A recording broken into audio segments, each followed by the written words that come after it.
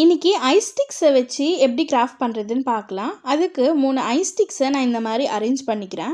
அதுக்கப்புறம் இந்த வீடியோவில் காமிக்கிற மாதிரி 3 ஐஸ் ஸ்டிக்ஸை ஹாரிசாண்டலாக நான் ஒட்டிக்கிறேன். இது ஒட்டி முடித்ததும் ஒரு 1/2 அன் ஹவருக்கு இதை டிஸ்டர்ப் பண்ணாத காய விட்டுடலாம். இது காயறதுக்குள்ளே நான் கிளிடர் ஃபோம் ஷீட்டை வந்து ஃப்ளவர் ஷேப்பில் கட் பண்ணி எடுத்துக்க போகிறேன். இதில் நான் எல்லோ கலர் கிளிடர் ஃபோம் ஷீட்டை தான் யூஸ் பண்ணியிருக்கேன். உங்களுக்கு விருப்பப்பட்ட கலர்ஸை நீங்கள் டிஃப்ரெண்ட்டாக யூஸ் பண்ணலாம். இந்த கிராஃப்ட்டுக்கு நம்ம கிளிடர் ஃபோம் ஷீட் தான் யூஸ் பண்ணோன்னு இல்லை, கலர் பேப்பர்ஸ் கூட நம்ம ட்ரை பண்ணி பார்க்கலாம். இப்போது இது ஃப்ளவர் மாதிரி தெரியறதுக்காக நான் பிங்க் கலரில் ஒரு சர்க்கிள் கட் பண்ணி இந்த ஃப்ளவருக்கு நடுவில் வச்சுருக்கேன். இப்போ மொத்தமாக வந்து நான் 5 ஃப்ளவர்ஸ் ரெடி பண்ணியிருக்கேன்.